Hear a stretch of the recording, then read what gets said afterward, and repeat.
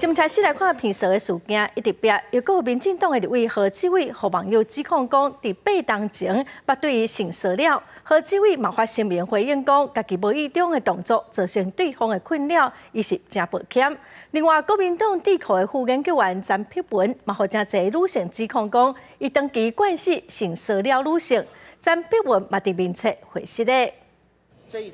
正大性骚扰的风波继续滚加，有10部网友测试伫面册指控，8年前和迄时阵的台北市议员，现任民进党立委何志伟性骚扰，对方不止摸伊的手，搁伫个手骨顶悬写手机号码。何志伟测试暗时发声明回应，强调家己若是无心的动作，造成对方的困扰，感觉真失礼。他也曾经在美国生活过一段时间，所以我是觉得说，可能他对于人跟人之间的互动跟分际上，有一些是过于热情了。不分性别，也不分年龄啊，所以我们在公开场合或私下的场合会被人家误解的地方，自己要多注意。哦，那多尊重对方就是尊重自己。